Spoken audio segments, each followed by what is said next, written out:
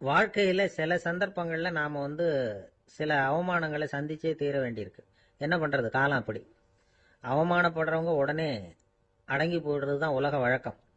அவமானப்பட்டா உடனே சீறி எழறவங்களும் உண்டு. ஆனா அதையே ஒரு சவாலா எடுத்துக்கிட்டு முன்னுக்கு வர்றவங்களும் சில பேர் இருக்கிறாங்க. அவங்க ரொம்ப அபூர்வம். இன்னைக்கு மனோதத்துவ நிபுணர்கள்லாம் என்ன சொல்றாங்க தெரியுமா? அவமானப்பட்டுட்டா உடனே அடங்கி போயிடக்கூடாதான். அதையே ஒரு சவாலா எடுத்துக்கிட்டு மனசுல ஒரு வைராக்கியத்தோட முயற்சி பண்ணுனா வாழ்க்கையில எல்லாரும் முன்னேறலாமா. அவமானம்ங்கிறத நாம வைராக்கியமா மாத்திக்கணும். அதுதான் வெற்றிக்கு வழி. ராமர் இந்த பூமியில பிறந்ததே ஒரு வைராக்கியத்தினால தான் சார் அப்படின்னார் ஒருத்தர். எப்படிங்க அது அப்படின்னு கேட்டேன். அவர் சொன்னார், தசரதருக்கு ராமர் குழந்தையா பிறக்கணும், அப்பதான் இங்க இருக்கிற கஷ்டங்கள்லாம் நீங்கும் அப்படின்னு சர்வ லோகமும் எதிர்பார்த்துக்கிட்டு இருக்குது. ஆனா அவர் எப்போ பிறப்பார் அப்படின்னு யாருக்கும் தெரியல. அந்த காரியம் சீக்கிரம் நடக்கணுமே, அதுக்கு என்ன பண்றது? நாரதர் வந்தார் ஒரு நாள் தசரதரை தேடி. தசரதா, உனக்கு ஒரு செய்தி தெரியுமான்னு ஆரம்பிச்சார். அவர் எப்பவும் இப்படித்தானே ஆரம்பிக்கிறது வழக்கம். என்ன விஷயம்னு கேட்டார் தசரதர். தசரதா, நீ அடிக்கடி உன்னோட தேர்ல ஏறிக்கிட்டு தேவலோகத்துக்கு போற, அங்க போற வர்ற எல்லாம் பண்ணிட்டு இருக்க, எல்லாம் சரி. தேவலோகத்திலையும் உன்னை நல்லபடியா தான் வரவேற்கிறாங்க. தேவேந்திரன் உன்னை பிரியமா அழைச்சிட்டு போய் தன்னுடைய அரியாசனத்திலேயே தனக்கு பக்கத்திலேயே உட்கார வைக்கிறான். நீயும் சந்தோஷமா உட்காந்து பேசிவிட்டு வந்துடுற. ஆனா நீ இங்க வந்ததுக்கு அப்புறம் அங்க என்ன நடக்குது தெரியுமா உனக்கு அப்படின்னாரான் நாரதர். என்ன நடக்குது எனக்கு ஒன்றும் தெரியலையே அப்படின்னாரான் தசரதர். நாரதர்கிட்ட கிட்டத்தில் கேட்டிருக்காரு, கொஞ்சம் சொல்லுங்க என்னது அப்படின்னு. அவர் நெருங்கி வந்தாராம் நாரதரும். மெதுவா அவர் காதோட காதா சொன்னாராம். அதாவது நம்ம பாஷையில சொல்ல போனா பத்த வைக்கிறார். நீ அங்க தேவேந்திரங்கிட்ட உட்காந்து பேசிவிட்டு வந்த பிறகு நீ அங்க உட்கார்ந்திருந்த அரியாசனத்தை தண்ணி ஊத்தி கழுவி சுத்தப்படுத்துறாங்க. நீ என்ன அந்த அளவுக்கு சுத்தம் இல்லாத ஆளா? தினம் குளிக்காமையா இருக்கிற அப்படின்னாராம். தசரதருக்கு இது ரொம்ப அவமானமா போயிடுது. அப்படியே செய்யறாங்க அப்படின்னாராம். ஆமா, நீ வேணும்னா நான் சொல்றது உண்மையா இல்லையா அப்படின்னு சோதனை பண்ணி பார்த்துக்கோ அப்படின்னாராம் நாரதர். உடனே தசரதர் இதுக்காகவே புறப்பட்டு தேவலோகம் போனார். அங்க வழக்கம் போலவே இவரை கூப்பிட்டு உட்கார வச்சு பேசிக்கிட்டு இருந்தான் தேவேந்திரன். கொஞ்ச நேரம் பேசிக்கிட்டு இருந்துட்டு சரி நான் கிளம்புறேன்னு புறப்பட்டார். சரி, அவனும் வாசல் வரைக்கும் வழி அனுப்பி வச்சுட்டு உள்ள போயிட்டான். தசரதர் வெளியில கொஞ்ச நேரம் மறைஞ்சு இருந்துட்டு மெதுவா உள்ள எட்டி பார்த்தார் என்ன நடக்குதுன்னு. நாரதர் சொன்னது உண்மைதான். தசரதர் உட்கார்ந்திருந்த ஆசனத்தை அங்க 2 தேவர்கள் கழுவி சுத்தப்படுத்திக்கிட்டு இருக்கிறாங்க.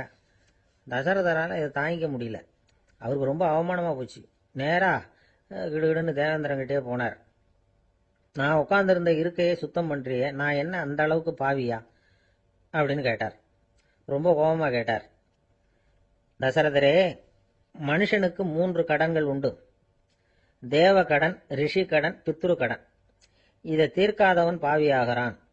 இதுல மகனை பெறுவதால் தான் பித்ரு கடன் தீரும். உனக்கு மகன் கிடையாது, அதனால நீ பாவியாகிற. பாவி உட்கார்ந்திருந்த இடம்ங்கிறதுனால அதை சுத்தம் செய்ய வேண்டியது எங்க கடமை அப்படின்னு நானும் தேவேந்திரன்.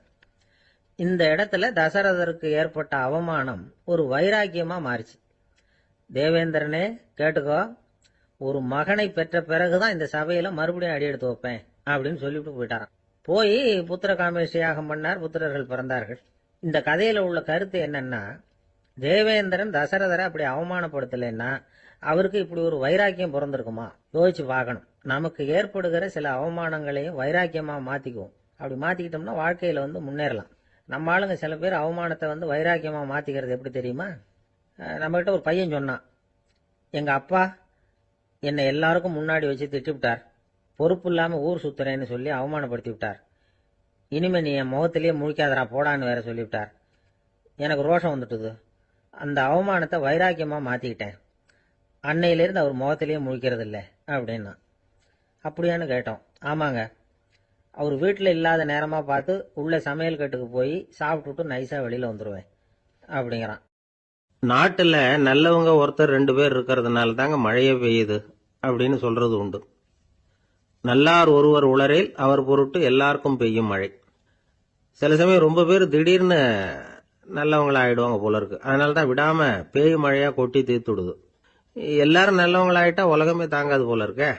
அப்பப்ப ஒருத்தர் 2 பேர் நல்லவங்களாகணும், அப்பதான் சீரா மழை பெய்யும்.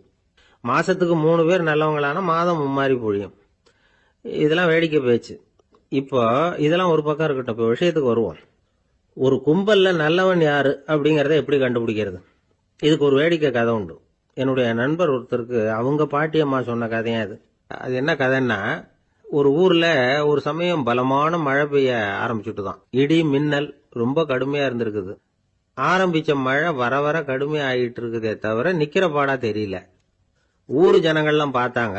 இதுக்கு மேலேயும் வீட்டு உள்ள இருந்தா ஆபத்துங்கிறத புரிஞ்சுக்கிட்டாங்க. ஏன்னா வீடெல்லாம் இடிஞ்சு விழுந்துருமோங்கிற பயம்.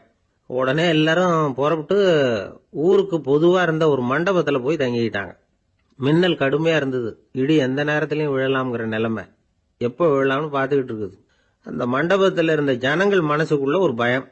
நம்ம கூட்டத்துல யாராவது ஒரு கெட்டவன் பாவம் பண்ணவன் இருந்தா கூட இடி இந்த மண்டபத்துல விழுந்துரும், அது எல்லாருக்கும் ஆபத்து அப்படின்னு நினைச்சாங்க. சரி, இதுக்கு என்ன பண்ணலாம் அப்படின்னு யோசனை பண்ணாங்க. அந்த கூட்டத்துல ஒரு பெரியவர் இருந்தார். அவரு ஒரு யோசனை சொன்னார். இதோ பாருங்க, அதுக்கு ஒரு வழி இருக்கு.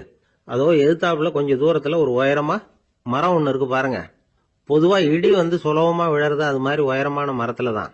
நம்ம கூட்டத்துல இருக்கிறவங்க எல்லாரும் ஒவ்வொருத்தரா போய் அந்த மரத்தை தொட்டு விட்டு திரும்பி வந்துடணும்.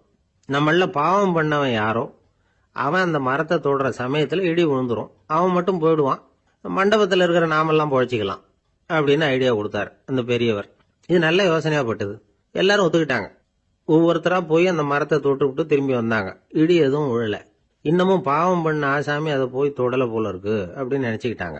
ஒவ்வொருத்தரா போறாங்க. எல்லாரும் போய் தொட்டு விட்டு வந்தாச்சு. இன்னும் ஒரே ஒரு ஆசாமி தான் பாக்கி. கடைசியா இருந்த அந்த ஆள் பயந்துட்டான். இது வரைக்கும் இடி விழலைன்னா இப்ப என்ன அர்த்தம்? இப்ப நாம தான் பாக்கி, நாம தான் தப்பு பண்ண ஆள் போல இருக்கு அப்படின்னு நினைச்சுட்டான். அதனால துணிச்சலா போய் தொடுறதுக்கு பயந்தான். தயங்கிக்கிட்டே இருந்தான். இருந்தாலும் மற்றவங்க எல்லாம் சும்மா இருப்பாங்களா? கட்டாயப்படுத்தி கழுத்தை பிடிச்சி தள்ளாத குறையா அவனை தள்ளி விட்டாங்க. போய் தொட்டுட்டு வாடான்னு. அவன் நடுங்கிட்டே போய் அந்த மரத்தை தொட்டான். அதே வினாடி ஒரு பயங்கரமான மின்னல் இடி விழுந்துட்டுது. எங்க விழுந்தது தெரியுமா? அந்த ஆள் மேல இல்ல, மண்டபத்துல விழுந்தது. மண்டபத்துல இருந்தவங்க பூரா காலி. அந்த ஒரு ஆள் மட்டும் பொழைச்சிக்கிட்டான். இந்த ஒரு ஆளை காப்பாத்துறதுக்காக தான் இடி மண்டபத்துல விழாம இருந்திருக்குது. இதுதான் கதை. அதனால நல்லவங்க எப்படியும் தப்பிச்சுக்குவாங்க அப்படிங்கிறது ஒரு நீதி. ஒருத்தன் அப்படிதான் தெருவில் நடந்து போய்கிட்டு இருந்தான், ரொம்ப நல்லவன். எதிரில் ஒருத்தன் சைக்கிள்ல வந்துகிட்டு இருந்தான். அதுல மோதி இவன் கீழே விழுந்துட்டான். சைக்கிள்காரன் உடனே இறங்கி இவனை தூக்கி விட்டான். இவன் எழுந்திரிச்சு அவனை முறைச்சி பார்த்தான். அப்படி பார்க்காதீங்க சார், நீங்க ரொம்ப புண்ணியம் பண்ணிருக்கீங்க, அதுதான் இப்போ சைக்கிள்ல மோதிக்கிட்டீங்க அப்படின்றான். என்ன அப்படி சொல்றேன் நானா? இவன் 10 நிமிஷத்துக்கு முன்னாடி நான் லாரி ஓட்டிட்டு வந்தேன், அப்போ நீங்க எதிரில் வந்திருந்தீங்கன்னா என்ன ஆயிருக்கும் அப்படின்னு. ஒரு கடைக்கு போனேன், 5 ரூபா பணத்தை எடுத்து கொடுத்தேன். ஒரு தினசரி பத்திரிகையை கேட்டேன். அவரு உடனே அங்க அடுக்கி வச்சிருந்த பத்திரிகையில ஒன்னு எடுத்து என் கையில கொடுத்தார். வாங்கிக்கிட்டேன். மீதி பணத்தை எடுத்தார். அதையும் என் கையில கொடுக்கணும்ல, கொடுக்கல. எதிரில் இருந்த பலகையில வச்சு எடுத்துக்க சொன்னார். எப்பவும் அவர் அப்படிதான் பண்ணுவாரு. நானும் எடுத்துக்கிட்டு வந்துருவேன். இவர் ஏன் இப்படி பண்றாருங்கிறது எனக்கு ரொம்ப நாளா ஒரு சந்தேகம். ஒரு நாள் அவர்கிட்டயே அதை கேட்டுட்டேன். ஏங்க, நீங்க உங்க கடைக்கு பொருள்கள் வாங்குறவங்களுக்கு நீங்க பாக்கி சில்லறைய கொடுக்கறப்போ பலகையில வச்சு விடுறீங்க, கையில கொடுக்க மாட்டேங்கிறீங்களே, ஏன் அப்படின்னு கேட்டேன். காசை கையில கொடுத்தா நம்ம கிட்ட இருக்கிற லட்சுமி போயிடுவா சார் அப்படின்னார். அதாவது பணம் செலவாயிடும் அப்படின்னு அர்த்தமா. இன்னொரு நண்பர், அவரு ஒரு நாள் வழக்கத்துக்கு மாறா ரொம்ப சோகமா உட்கார்ந்துருக்கிறார். ஏங்க என்னாச்சு, ஏன் இப்படி கப்பலே கவிழ்ந்தது மாதிரி உட்கார்ந்துருக்கிறீங்க அப்படின்னு கேட்டேன். கப்பலே கவிழ்ந்திருந்தா கூட நான் இப்படி கவலைப்பட மாட்டேன் சார், வேற ஒண்ணு நடந்து போச்சுன்னார். என்னன்னு கேட்டேன். என் உச்சந்தலையில பல்லி ஒண்ணு விழுந்துட்டுதுன்னார். அதுக்காகவா இப்படி அப்படின்னு ஆச்சரியப்பட்டேன். ஆமாங்க, பல்லி உச்சந்தலையில விழுந்தா பலன் என்னன்னு பஞ்சாங்கத்துல பார்த்தேன், மரணம்னு போட்டிருக்கு அப்படின்னு சொல்லிவிட்டு அவர் தொடர்ந்து கவலைப்பட ஆரம்பிச்சிட்டார். இப்படியும் ஒருத்தர், என் கூட வேலை பார்க்குற ஒருத்தர் எப்படி தெரியுமா, தினமும் வலது காலை வச்சுதான் ஆபீஸுக்கு உள்ள நுழைவார். என்னைக்காவது தவறுதலா இடது காலை வச்சு உள்ள வந்துட்டாருன்னா அன்னைக்கு பூரா மனசு சங்கடப்படுவார். எந்த வேலையும் சரியா ஓடாது. கேரம் போர்டு ஆடுற ஒருத்தர் எப்ப ஆட உட்கார்ந்தாலும் ஸ்ட்ரைக்கரை கை தவறி கீழே விழற மாதிரி பண்ணி அதுக்கப்புறம் அதை எடுத்துக்கிட்டு ஆட உட்காருவார். ஏன்னா எப்போ ஒரு தடவை நிஜமாவே அது கை தவறி கீழே விழுந்திருக்குது. அன்னைக்கு பிரமாதமா ஜெயிச்சுட்டார். உடனே ஒரு முடிவுக்கு வந்துட்டார், கை தவறுனா லாபம் அப்படின்னு. அதுக்கப்புறம் அதையே பழக்கமாக்கிக்கிட்டார். பூனை குறுக்க போனா சகனம் சரியில்லைன்னு நினைக்கிறவங்க உண்டு. ஆனா ஒருத்தர் எப்படி தெரியுமா, அவர் வெளியில கிளம்புற சமயம் பக்கத்து வீட்டு ரேடியோவில் மியாவ் மியாவ் பூனை குட்டின்னு பாட்டு சத்தம் கேட்டா கூட போதும், சகனம் சரியில்லைன்னு பிரயாணத்தை கேன்சல் பண்ணி விடுவார். இப்ப இவ்வளவு எதுக்கு சொல்றோம்னா, அளவுக்கு மீறின சகுன நம்பிக்கைகள் இருக்கு பாருங்க, இதோட பயமும் சேர்ந்துகிட்டதுன்னு வச்சுக்கோங்க, இது ஒருத்தருடைய மனநிலையை பாதிச்சிடும். இது உளவியல் நிபுணர்கள் சொல்ற கருத்து. வாழ்க்கையே தடுமாற வச்சிரும். பாதுகாப்பு இல்லாத உணர்வு, ஒரு விதமான டிப்ரெஷன் மனநிலை, இதெல்லாம் தான் இதுக்கு காரணமா அமையலாம். சில பேர் காய்கறி நறுக்க கத்திய கையில் எடுத்தா கூட நேரம் சரியா இருக்கா அப்படின்னு பார்த்துட்டு தான் வேலையை ஆரம்பிக்கிறது வழக்கம். அறிவு தான் மனசுக்கு வாத்தியாரா இருக்கணும். அப்பதான் வாழ்க்கை நிம்மதியா இருக்கும். அறிவு மனசு சொல்றபடியெல்லாம் கேட்க ஆரம்பிச்சுட்டுதுன்னா இடைஞ்சல் தான். ஒருத்தருக்கு 7ஆம் நம்பர் தான் ராசியான நம்பரா. 7ஆம் தேதி தான் எந்த காரியத்தையும் ஆரம்பிப்பாராம். 7 எழுத்து வர்றது மாதிரி பேரை மாத்தி வச்சுக்கிட்டார். 7 மணிக்கு தான் தினமும் எழுந்திருப்பார். 7ஆம் நம்பர் வீட்டுல தான் குடியிருக்கார். கல்யாணம் கூட 7ஆம் தேதி தான் பண்ணிக்கிட்டார். அவர் ஒரு நாள் குதிரை பந்தயத்துக்கு போனாராம். குதிரையோட பேரையெல்லாம் பார்த்தார். ஒரு குதிரையோட பேர் 7 எழுத்துல அமைஞ்சிருந்தது. 7 தானே இவருக்கு அதிர்ஷ்ட நம்பர். அதனால உடனே அது பேர்ல பணத்தை கட்டினார். பந்தயம் நடந்தது. என்ன சார் ஆச்சுன்னு கேட்டாங்க. நான் பணம் கட்டின அந்த என்னோட குதிரை 7ஆவதா சேர்ந்தது சார் அப்படின்னாராம் சோகமா. ஒரு பெரிய அரசன் இந்த உலகம் பூராவையும் ஆண்டுகிட்டு இருந்தான். ரொம்ப காலம் அப்படி அரசாட்சி பண்ணிட்டு இருந்தான். திடீர்னு அவனுக்கும் சில எதிரிகள் முளைச்சாங்க. அவங்கெல்லாம் ஒன்று சேர்ந்து இவனை தோற்கடிச்சுட்டாங்க. தோத்து போனதும் இவனுக்கு பயம் வந்துட்டுது. எங்கே எதிரிகள் நம்ம கொண்டுடுவாங்களோ அப்படின்னு. வெளியில வந்தா தனக்கு ஆபத்துன்னு பயந்துகிட்டு யாருக்கும் தெரியாம ஒரு குகைக்குள்ள போய் பதுங்கி கிடக்குறான். நிலைமைய பாருங்க. முதல் நாள் அரண்மனையில அதிகாரம் பண்ணிக்கிட்டு இருந்தவன் மறுநாள் குகையில பயந்து போய் பதுங்கி கிடக்குறான். ராத்திரி நேரம் வந்தது. பசி வயத்தை கிள்ளுது. பிச்சை எடுத்து சாப்பிட வேண்டிய நிலைமை. பிச்சை எடுக்கிறதுக்கு பாத்திரம் வேணுமே, என்ன பண்றது அப்படின்னு அங்கேயும் இங்கேயும் பாக்குறான். ஒரு மூலையில யாரோ விட்டுட்டு போன ஒரு ஓடு கிடக்குது. அதை எடுத்துக்கிட்டு புறப்பட்டான். இருட்டுல வழி புரியல. ஏதோ ஒரு யூகத்துல காலை மெதுவா எடுத்து வச்சு நடந்து போயிட்டு இருக்கிறான். வழியில ஒரு கருப்பு நாய் படுத்து கிடந்தது. இருட்டுல அவன் இது கண்ணுக்கு சரியா தெரியல. அவனுக்கு தவறி போய் காலை வச்சுட்டான். அது மேல நாய் சும்மா இருக்குமா, வள்ளுன்னு விழுந்து கடிச்சு விட்டுது. காலை பாக்குறான். காலத்தையும் நினைச்சு பாக்குறான். அரண்மனையில வீரக்கழல் அணிந்த காலை உடைய மன்னா அப்படின்னு புகழ்வாங்களே புலவர்கள்லாம். ஆனா அது இன்னைக்கு நாய் கடிச்ச காலம் ஆயிட்டுதே அப்படின்னு நினைக்கிறான்.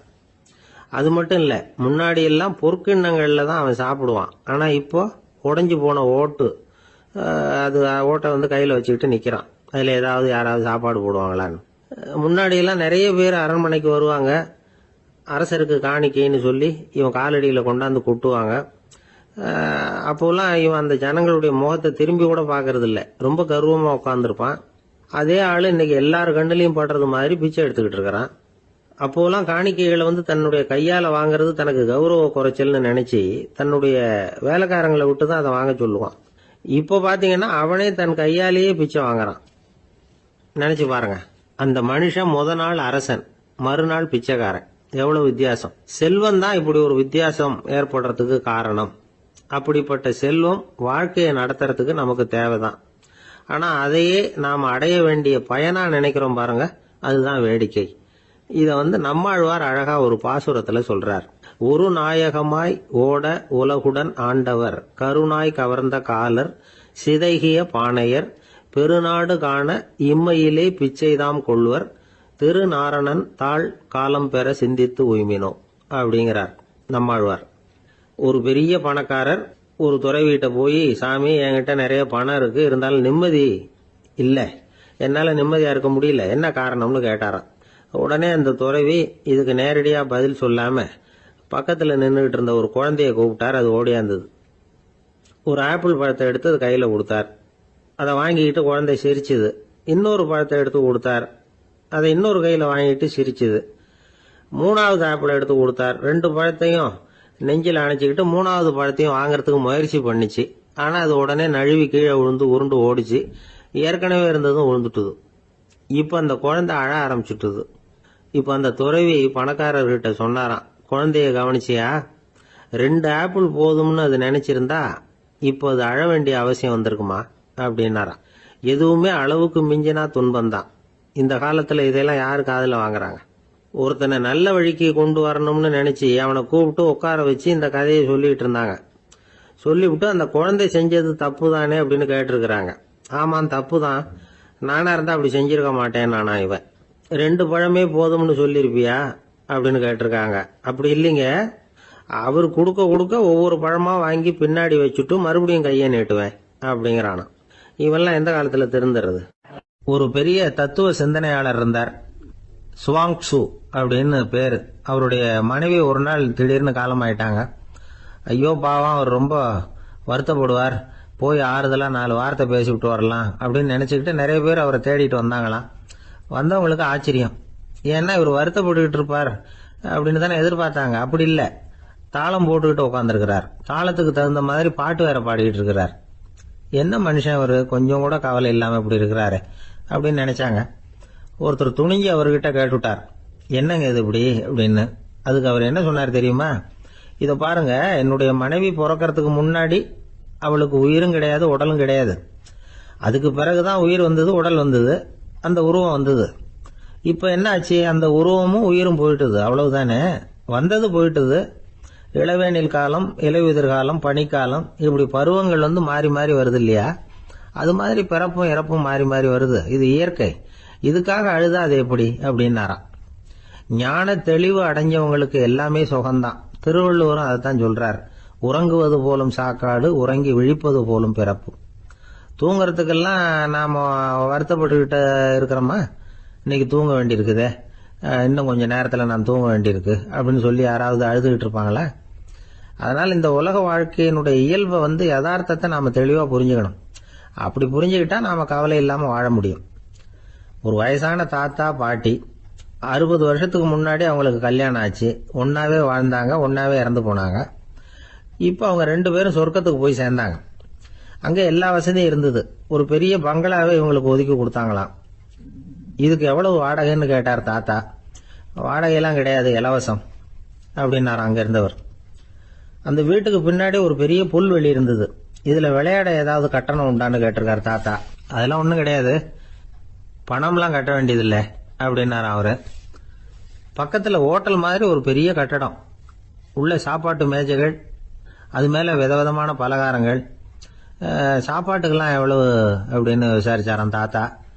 அதுதான் சொன்னேனே, இங்க எல்லாமே இலவசம்தான், எது வேணும்னாலும் சாப்பிடலாம், எவ்வளவு வேணும்னாலும் சாப்பிடலாம் அப்படின்னாராம்.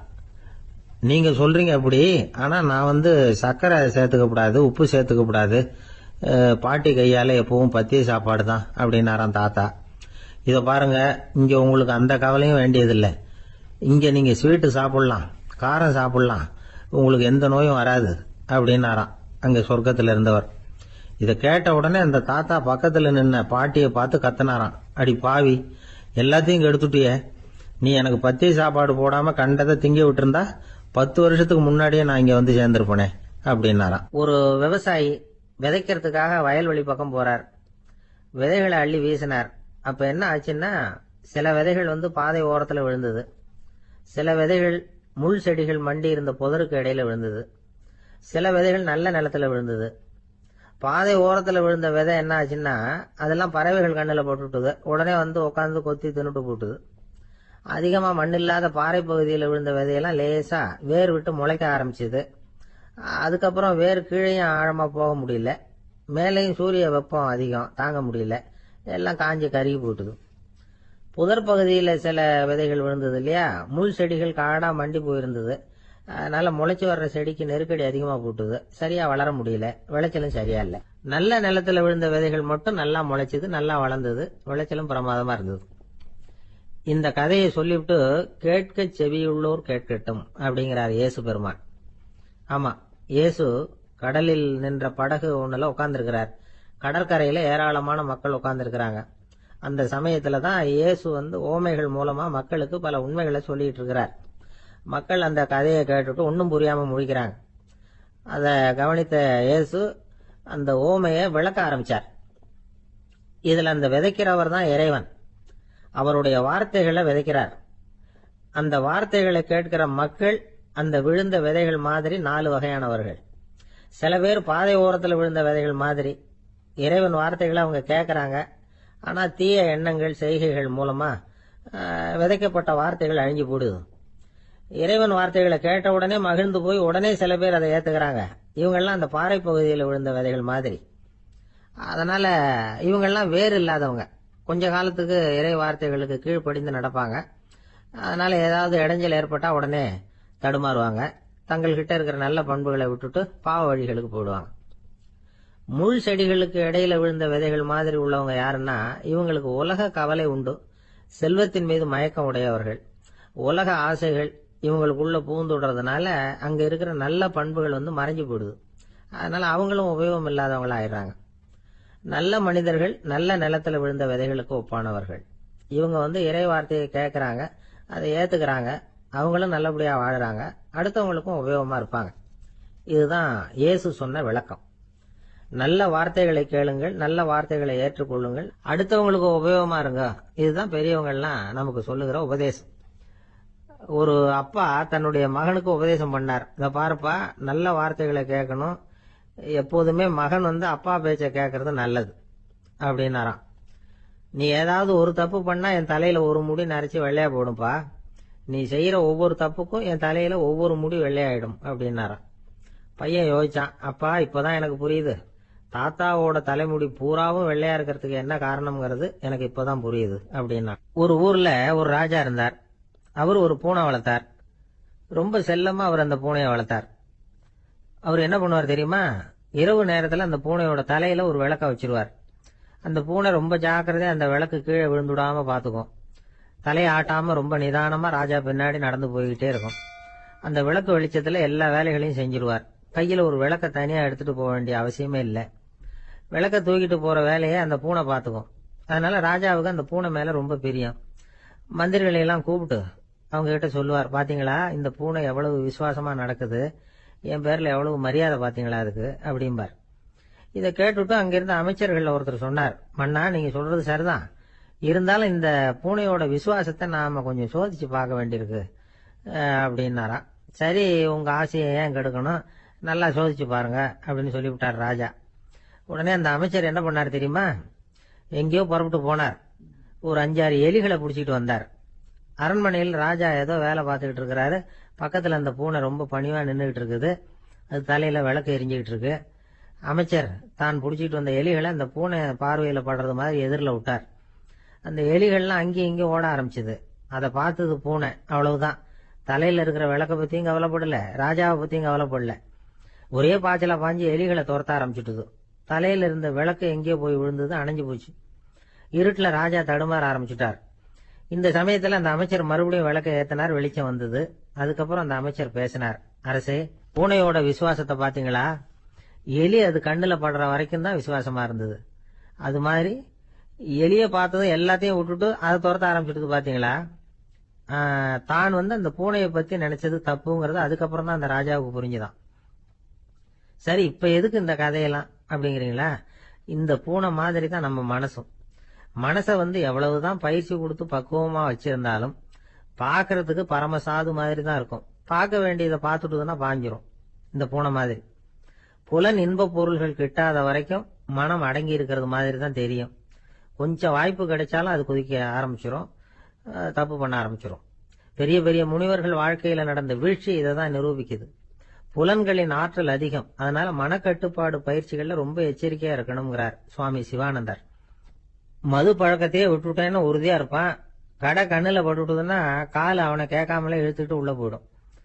இதுதான் மனசுங்கிறது. அதுதான் அந்த ராஜா வளர்த்த பூனை. நம்மால் ஒருத்தன் அந்த ராஜா பூனை தலையில விளக்க வச்சது மாதிரி இவன் தன்னுடைய தலையிலேயே ஒரு விளக்க ஏற்றி வச்சுக்கிட்டு என்னத்தையும் தேட ஆரம்பிச்சான். தேடிட்டு இருக்கிறான். தலையை ஆட்டாம நிதானமா நடந்து ரொம்ப நேரமா தேடிட்டு இருக்கிறான். அந்த சமயம் அங்க வந்த ஒருத்தர், என்னத்தை தேடுறீங்கன்னு கேட்டார். அதுதான் மறந்து போச்சு அப்படின்னு இழுத்தான். சரி, கொஞ்சம் இப்படி உட்காருங்க, ஞாபகம் வந்ததுன்னு தேட ஆரம்பிக்கலாம் அப்படின்னாரு அவரு. இவன் கொஞ்ச நேரம் உட்காந்து யோசிச்சான். அப்புறம் திடீர்னு எழுந்திருச்சான். ஞாபகம் வந்துட்டுதுன்னா. என்னன்னு கேட்டார். எங்க வீட்டுல இருந்த விளக்க எங்க வச்சேன்னு தெரியல, அததான் தேடிட்டு இருக்கிறேன், ஏத்தி வைக்கலாம்னு பாக்குறேன் அப்படின்னா. ஒரு ஆள் இருந்தான், நிறைய பணம் சம்பாதிச்சான். ஆனா செலவு பண்ண மனசு வரல, கருமி. அவன் என்ன பண்ணா, சேர்த்த பணம் பூராவையும் ஒரு மரத்தடியில புதைச்சு வச்சிருந்தான். வாரத்துக்கு ஒரு தடவை அந்த மரத்தடிக்கு வருவான். புதைச்ச இடத்த அவளோட பாத்துக்கிட்டு இருப்பான். அதுக்கப்புறம் போயிடுவான். அவ்வளவுதான். ஒரு நாள் ஒரு திருடன் வந்தான். இவன் புதைச்சு வச்சிருந்ததெல்லாம் எடுத்துட்டு போட்டான். இது தெரிஞ்சு போச்சு. அந்த கருமி புலம்ப ஆரம்பிச்சுட்டான். இவன் புலம்பல கேட்டதும் அக்கம் பக்கத்துல இருந்தவங்க எல்லாம் ஓடி வந்தாங்க. என்ன விஷயம்னு விசாரிச்சாங்க. இவன் சொன்னான். ஒரு பெரியவர் கேட்டார், ஏப்பா வாரம் வந்து இந்த இடத்த பாக்குறதாக சொன்னியே, எப்பவாவது இதுல இருக்கிற பணத்தை எடுத்து செலவு பண்ணிருக்கியா அப்படின்னு கேட்டார். நான் அப்பப்போ வந்து அதை பாக்குறதுதான் வழக்கம், அதை தொட்டதே இல்லைன்னு. அவன் சரி அப்படின்னா இப்பவும் நீ அதே மாதிரி வாரம் ஒரு தடவை வந்து இந்த இடத்த பாத்துட்டு போகலாமே அப்படின்னாராம் அந்த பெரியவர். அதுவும் சரிதானே, எவ்வளவு காலமானாலும் அவன் அந்த பணத்தை எடுத்து செலவு பண்ண போறதில்ல. அப்படி இருக்கிறப்ப உள்ள பணம் இருந்தாலும் ஒண்ணுதான், இல்லாம போனாலும் ஒண்ணுதான். இதுல இருந்து என்ன புரியுதுன்னா, ஒருத்தர் கிட்ட இருக்கிற பணத்தை கொண்டு அவரு பணக்காரரா ஏழையா அப்படின்னு முடிவு செய்யறது சரியில்லை. அந்த செல்வத்தை அனுபவிக்கிற திறன், பயன்படுத்துற திறன், அதை வச்சுதான் அவர் ஏழையா பணக்காரரா அப்படிங்கறத நிர்ணயம் பண்ணணும். அதுதான் சரி. செலவு பண்ண தெரியாதவன் சேகரம் பண்ணிட்டே இருக்கிறதுனால என்ன பிரயோஜனம்? தலைமுடியே இல்லாதவன் தாராளமா சீப்புகளை வாங்கி சேகரம் பண்றது மாதிரி தானே இது. சில சமயம் செலவு பண்ண நாம தயாரா இருந்தா கூட அந்த செல்வம் நமக்கு பயன்படுறது இல்லை. அரேபியாவில் ஒரு நகை வியாபாரி விலை உயர்ந்த முத்துக்களை எல்லாம் அவர் வச்சு வியாபாரம் பண்ணிட்டு இருந்தார். அவர் ஒரு சமயம் ஒரு பாலைவனம் வழியா போயிட்டு இருக்கிறார் ஒட்டகத்துல.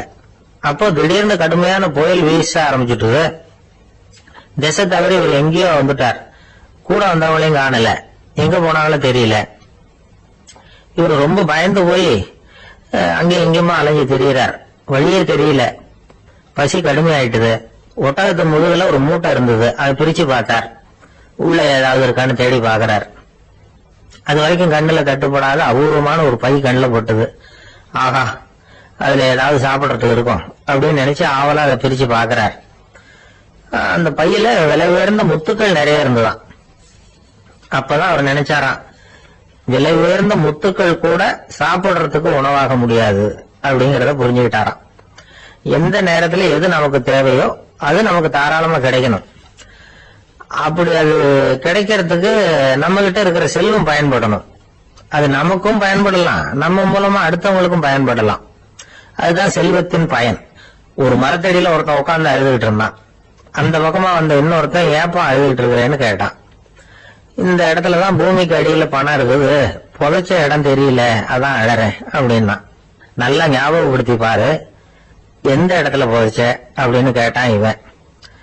அது எப்படி எனக்கு தெரியும், புதைச்சு வச்சிருக்கிறவன் நான் இல்லையே, எங்க எடுத்து விட்டுக்காரன் அப்படின்னானா இவன். ஜவஹர்லால் நேரு பிரதமரா இருந்த சமயம் அவர் ஒரு தடவை சென்னைக்கு வந்திருக்கிறார். இங்கே சில முக்கிய நிகழ்ச்சிகள்ல கலந்துக்கிறதுக்காக வந்திருந்தார்.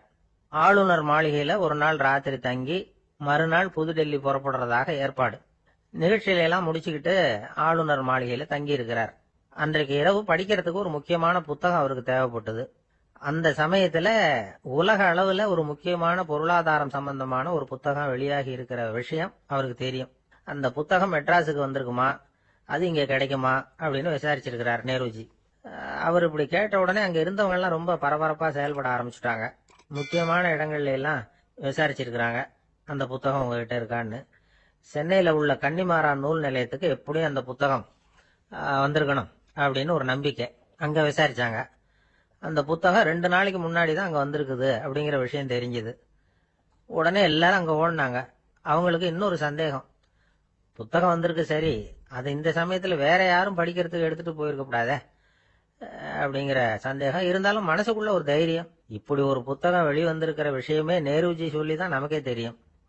அதுவும் இல்லாம உலக பொருளாதாரம் சம்பந்தமான ஏதோ ஒரு புத்தகம் அது. அதை போய் இந்த நேரத்துல அவ்வளவு ஆர்வமா யாரு எடுத்துட்டு போயிட போறாங்க அப்படிங்கிற தைரியம். இந்த தைரியத்தோட அந்த நூல் நிலையத்துக்கு ஓடினாங்க. புத்தகத்தை தேடினா அது கிடைக்கல, யாரோ எடுத்துட்டு போயிருக்கிறாங்க. நேருவுக்கு மட்டுமே தெரிஞ்சிருந்த அந்த புத்தகம் பத்தின விஷயம் சென்னையில வேற ஒருத்தருக்கும் தெரிஞ்சிருக்குது. உடனே எல்லாரும் பரபரப்பா அந்த அதுக்குன்னு இருக்கிற ரிஜிஸ்டர் இருக்குல்ல, பதிவேடு, அதை புரட்டி பாக்குறாங்க யார் எடுத்துட்டு போறாங்கன்னு தெரிஞ்சுக்கிறதுக்காக. எடுத்துட்டு போனவங்க அதுல கையெழுத்து போட்டிருப்பாங்கல்ல, அதை பார்த்து யாருன்னு தெரிஞ்சுக்கலாம் அப்படிங்கிறதுக்காக தான் அதை புரட்டுறாங்க. அதோ அந்த புத்தகத்தோட பேரு பக்கத்துல அதை எடுத்துக்கிட்டு போனவங்க கையெழுத்து உத்து பாக்குறாங்க எல்லாரும். அதுல போட்டிருக்குது பேரு CN அண்ணாதுரை அப்படின்னு எழுதியிருந்தது. அவரு தான் பேரறிஞர் அண்ணா. நேரு படிக்க விரும்பின ஒரு புத்தகத்தை அதே நேரம் படிக்க விரும்பின இன்னொரு தலைவர் இவர். படிக்கிறதுல அவருக்கு இருந்த ஆர்வத்தை நாம தெரிஞ்சுக்கணும்னா அதுக்கு எவ்வளவோ சம்பவங்கள் இருக்கு. கடைசி காலத்துல அவர் அடையார் மருத்துவமனையில படுத்திருக்கிறார். அவருக்கு ஒரு முக்கியமான அறுவை சிகிச்சை செய்ய வேண்டியிருக்குது அவசரமா. அமெரிக்காவிலேருந்து டாக்டர் மில்லர் வந்திருக்கிறார். அவர்கிட்ட கேட்கிறார், டாக்டர் நாளைக்கே அறுவை சிகிச்சை செய்ய போறீங்களா அப்படின்னு. ஆமாங்கிறார் டாக்டர் மில்லர்.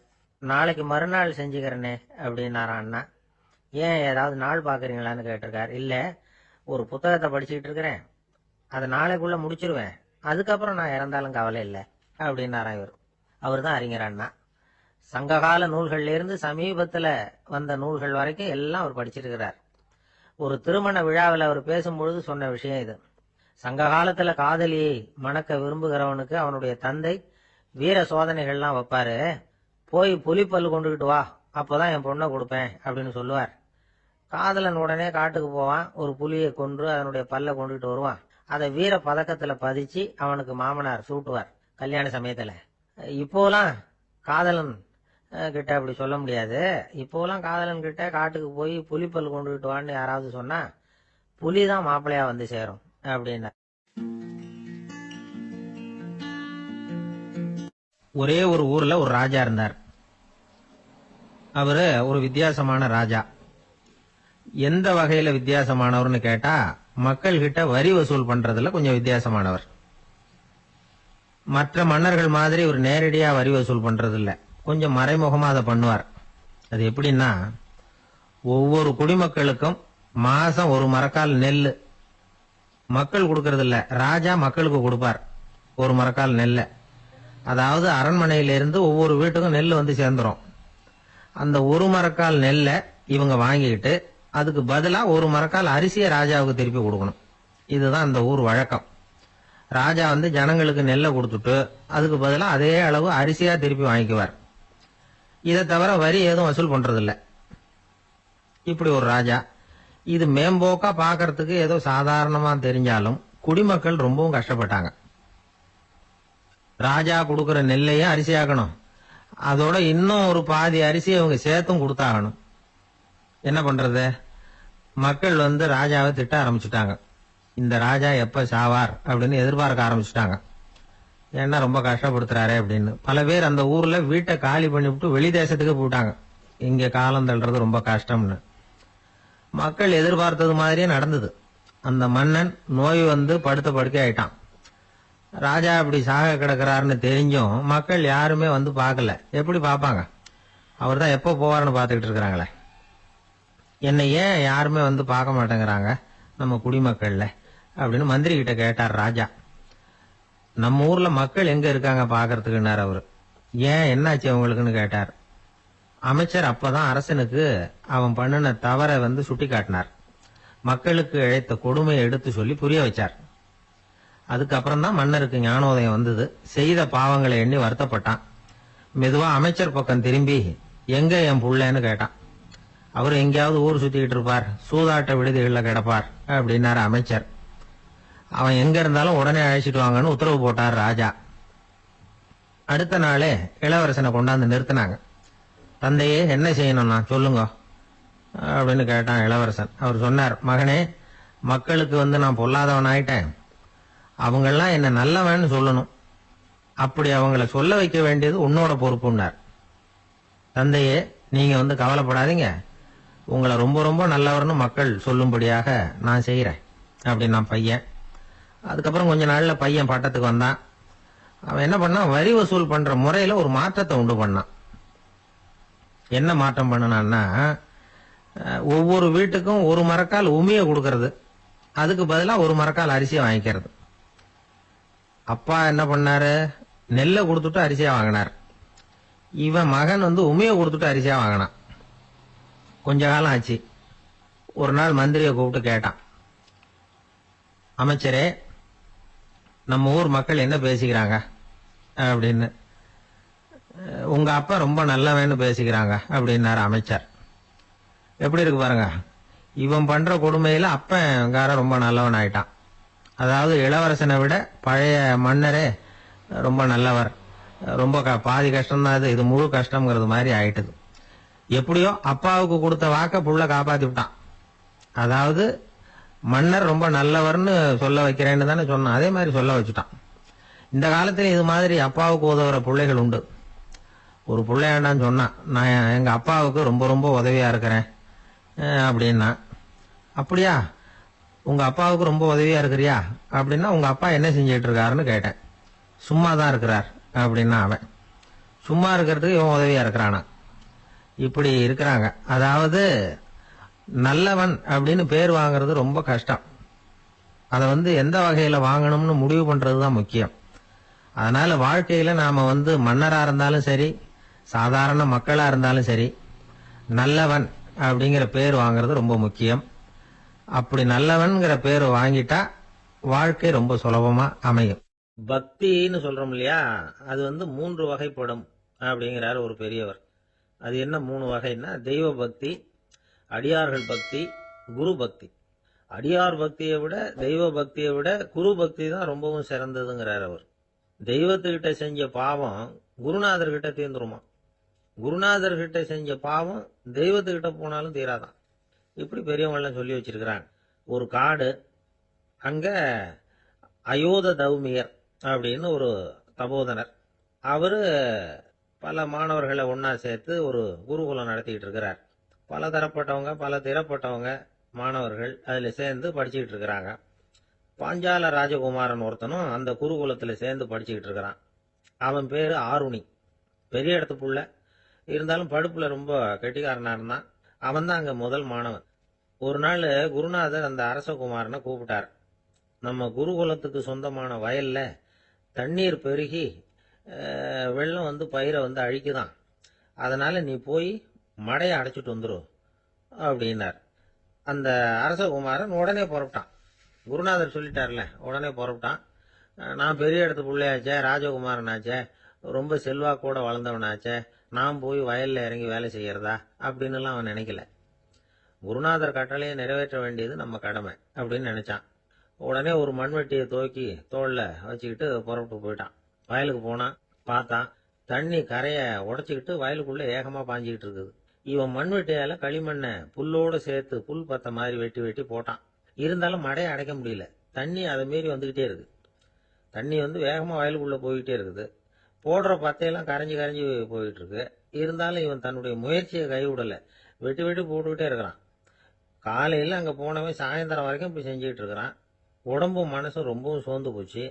இருந்தாலும் குருநாதர் கிட்ட கட்டளையை நிறைவேற்றாம இருக்கிறோமேங்கிற ஒரு குறை அவனுக்கு இருக்கு. குரு கட்டளையை நிறைவேற்றாத நான் இன்னமும் இருக்கணுமா அப்படின்னு யோசனை பண்ண ஆரம்பிச்சுட்டான். என்ன செய்யலாம்னு பார்த்தான். நம்ம குருநாதர் கிட்ட பணிக்காக இந்த உடம்பையே தியாகம் பண்ணலாம் அப்படின்னு முடிவு பண்ணான். தண்ணி பாயுதுல, அதுக்கு குறுக்க விழுந்து அப்படியே மடையை அடைச்சிக்கிட்டு அப்படியே படுத்துட்டான். இது மற்றவங்களுக்கு தெரியாது. அன்னைக்கு ராத்திரி ஒரு விளக்கு முன்னாடி உட்காந்து குருநாதர் பிள்ளைங்களுக்கு பாடம் சொல்லி கொடுத்துட்டு இருக்கிறார். வரிசையில் இருக்கக்கூடிய ராஜகுமாரனை காணல. நம்ம ஆருணி எங்க போனா அப்படின்னு சொல்லி மற்ற மாணவர்களை விசாரிச்சார். இப்போ அவங்க சொன்னாங்க, சுவாமி, அவன் காலையில வயலுக்கு மடையை அடைக்கிறதுக்காக போனான், நீங்க தான் போக சொன்னீங்க, இன்னும் திரும்பி வரல அப்படின்னு அவர் பையன். குருநாதர் உடனே ஒரு தீவெட்டி எடுத்துக்கிட்டு மாணவர்களை அழைச்சிக்கிட்டு வயலுக்கு போனார். அங்க போய் பார்த்தா ஆளை காணும். ஆருணி ஆருணின்னு சொல்லி சத்தம் போட்டு கூப்பிட்டு பாக்குறார். நான் இங்க இருக்கேன் குருநாதா அப்படின்னு காலுக்கு அடியிலேருந்து ஒரு சத்தம் வருது.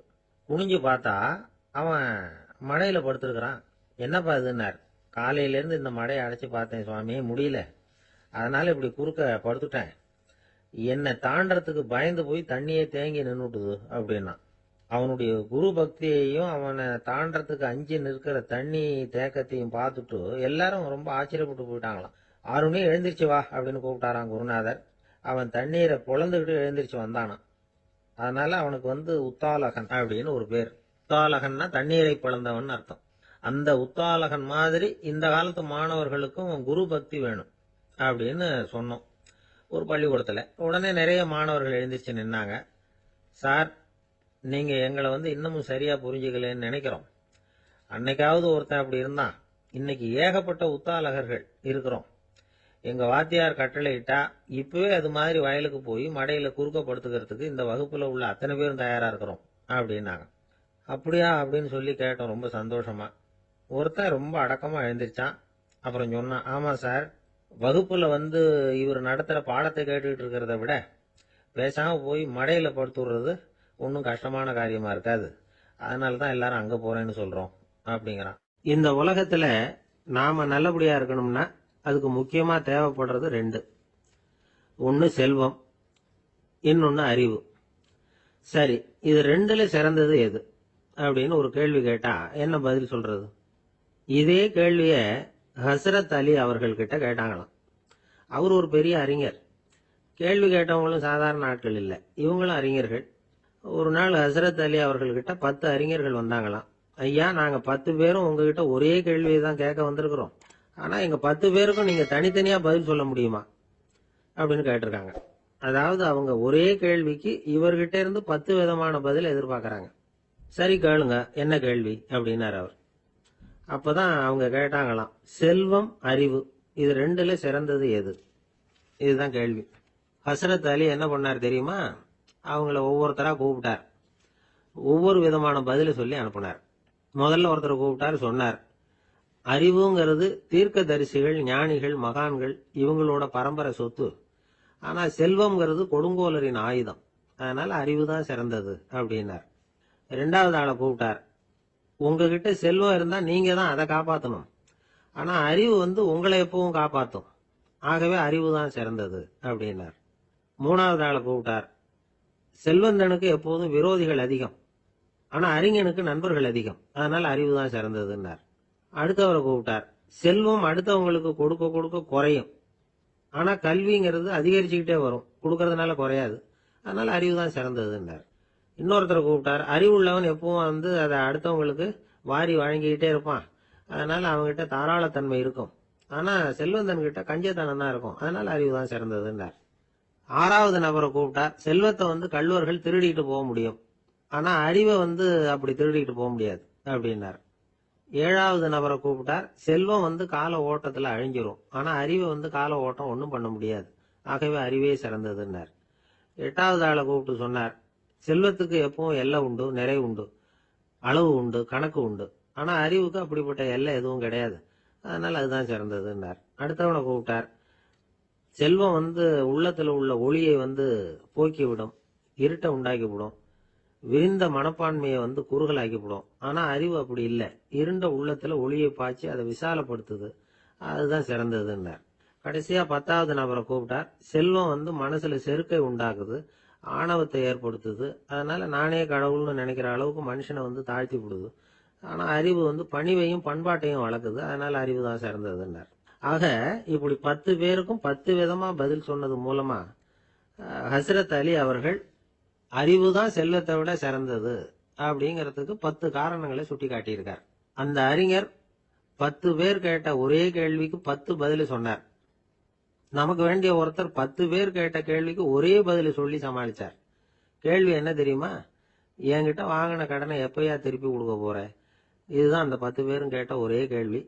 இந்த மாசம் 26ஆம் தேதி தந்துடுறேன் அப்படிங்கிற ஒரே பதில சொல்லி அவ்வளவு பேரையும் இவர் அனுப்பி வச்சுட்டாராம். எல்லாரும் போனதுக்கு அப்புறம் இவரை தனியா கூப்பிட்டு கேட்டிருக்காங்க. அது என்ன சார் கணக்கு, 26ஆம் தேதி அன்னைக்கு என்ன அதிசயம் நடக்க போகுது அப்படின்னு கேட்டிருக்காங்க.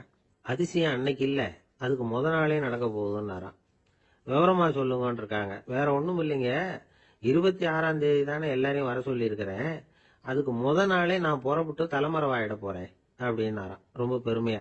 துருக்மேனியாவுல அஷ்காபாத் அப்படின்னு ஒரு நகரத்துல ஒரு புவியியல் விஞ்ஞானி இருந்தார். அவரு ஒரு நாய்க்குட்டி வளர்த்தார். ஒரு நாள் முன்னிரவு நேரம் ஒரு மேஜைக்கு முன்னாடி உட்கார்ந்து அந்த விஞ்ஞானி ஏதோ கணக்கு போட்டுக்கிட்டு இருக்கிறார். அவருக்கு ஒரு சின்ன பெண் குழந்தை, அது தொட்டில தூங்கிட்டு இருக்குது. அந்த நாய்க்குட்டியும் ஒரு மூலையில படுத்து அது பாட்டுக்கு தூங்கிட்டு இருந்தது. ஒரே அமைதி. அந்த நேரத்துல திடீர்னு அந்த நாய்க்குட்டி துள்ளி எழுந்திருச்சுது. நேரா குழந்தைகிட்ட ஓடிச்சு. அந்த குழந்தைய அது போட்டிருந்த ட்ரெஸ்ஸோட சேர்த்து கவ்வி தூக்குச்சு. தூக்கிட்டு வாசல் பக்கம் ஓடிச்சு. நாய்க்குட்டி குழந்தைய கவ்வி தூக்க முடியுமாங்கிற சந்தேகம் உங்களுக்கு இல்லையா? நீங்க நம்ம ஊர் நாய்க்குட்டியவே பார்த்து பழக்கப்பட்டிருக்கீங்க, அதனால நம்புறதுக்கு சிரமமா இருக்கும். அந்த ஊர்ல எல்லாம் அது ரொம்ப ஸ்ட்ராங்கா இருக்கும், ஒரு ஏதோ கண்ணுக்குட்டி மாதிரி இருக்கும். விஞ்ஞானி அதை பார்த்துட்டார். உடனே அந்த நாய்க்கு வெறி பிடிச்சிட்டுதுன்னு முடிவு பண்ணிட்டு தன்னோட கை துப்பாக்கி எடுத்துக்கிட்டு ஓடி வந்தார். அவர் வெளியில நாய்க்குட்டி எங்க அப்படின்னு பார்த்து தேடுறார். அந்த நேரத்துல அந்த வீடு இடிஞ்சு விழுது. காரணம் பூமி அதிர்ச்சி. இப்படி பூமி அதிர்ச்சி உண்டாக போகுதுங்கிறது அந்த நாய்க்குட்டிக்கு முன்னாடியே தெரிஞ்சு போச்சு. அதுதான் குழந்தைய தூக்கிட்டு வெளியில ஓடி வந்திருக்குது. அது மூலமா அந்த குடும்பத்தையே காப்பாத்தி இருக்குது அந்த நாய்க்குட்டி. இந்த சம்பவம் நடக்கிறதுக்கு 3 நாளைக்கு முன்னாடியே சில பிராணிகளுக்கு இப்படி நடக்க போகுதுங்கிறது தெரிஞ்சிருக்குதான். ஆமா, அந்த நகரத்துல 3 நாளைக்கு முன்னாடியே பாம்பு, பல்லி இதெல்லாம் அது தங்கியிருந்த வலையை விட்டு வெளியில ஓடி வந்துட்டுது. அதே மாதிரி அங்க இருந்த புறாவெல்லாம் பறந்து போயிடுச்சான். இதே மாதிரி யுகோஸ்லோவியாவில் கூட ஒரு நகரம், அங்க ஒரு நாள் ராத்திரி ஒரு மிருக காட்சி சாலையில திடீர்னு ஒரு பெரிய கலவரம், கூச்சல், குழப்பம். அங்க இருந்த கழுதை, புலி, யானை, பறவை எல்லாம் கண்ணாபின்னான்னு கத்த ஆரம்பிச்சுட்டுது. நீர் யானை அதுக்குன்னு போட்டிருந்த தடுப்பையே தாண்டி குதிச்சு வெளியில வந்துட்டுதான். மறுநாள் தான் எல்லாருக்கும் விஷயம் புரிஞ்சுது. அடுத்த நாள் காலையில அங்க பூமி அதிர்ச்சி உண்டாயிட்டுது. இப்ப பாருங்க, அதாவது மனுஷனை போய் தீர்க்க தரிசி அது இதுன்னு சொல்லிட்டு இருக்கிறோம். இவனை விட அது பரவாயில்லைன்னு தோணுது. அதாவது மிருகங்கள் ஒண்ணு நடக்க போகுதுங்கிறத முன்னாடியே புரிஞ்சுக்குதே. சரி, இதெல்லாம் எப்படி அது முன்கூட்டி புரிஞ்சுக்குது? அதுதான் படைப்பு ரகசியம். அதை கண்டுபிடிக்கிறதுக்கு தான் மனுஷன் ஆராய்ச்சி பண்ணிட்டு இருக்கிறான். விஞ்ஞானிகளோட ஆராய்ச்சியெல்லாம் ஒரு பக்கம் இருக்கட்டும், வீட்டுக்குள்ளேயே சில ஆராய்ச்சி பண்ணி பாருங்களேன். இப்ப சில யோசனை சொல்லி அதை சோதனை பண்ணி பாருங்க அப்படின்னு ஒருத்தர் சொன்னாராம். அதாவது இப்ப மழை வருமா வராதா அப்படின்னு தெரிஞ்சுக்கணுமா, உடனே ஒரு பூனைக்குட்டி பின்னாடியே மெதுவா போய் அது என்ன செய்யுதுன்னு கவனிச்சு பார்க்கணும். பூனைக்குட்டி தன்னோட பாதத்தினால சுகத்துல அப்படி கீறிக்கிட்டு இருக்கும். அப்படி கீறினா கண்டிப்பா மழை வரும். சில சமயம் பூனைக்குட்டி அப்படியே மல்லாந்து படுத்துக்கிட்டு பாதத்தை உயர தூக்கும், அப்படியும் புரளும். இப்படி செஞ்சதுன்னா அன்னைக்கும் மழை இருக்காது. அதனால முன்னாடி இருந்தது மழை வர்றதுக்கு அறிகுறி, இது மழை இல்லைங்கிறதுக்கு அறிகுறி. பறவைகள், பிராணிகள் இதுகளோட நடவடிக்கைகளை பார்த்துட்டு அதையெல்லாம் அடிப்படையா வச்சுதான் காலநிலையை கண்டுபிடிக்கிற கருவிகளை கண்டுபிடிச்சிருக்கிறாங்க. வாத்து இருக்குல்ல, சில சமயம் தன்னோட அழகை தன்னோட இறகுகள்ல அப்படியே புதைச்சிக்கும். அப்படி செஞ்சா குளிர்காலம் வரப்போகுதுன்னு அர்த்தம். பருவநிலை குளிரா மாறப்போகுதுங்கிறதுக்கு இதுதான் அறிகுறி. சிட்டுக்குருவி இருக்குதுல்ல, அதெல்லாம் புழுதியில உழுந்து புரளும், சிறகுகளை படபடன்னு அடிச்சுக்கும். அப்படி செஞ்சா மழை வரப்போகுதுன்னு அர்த்தம்.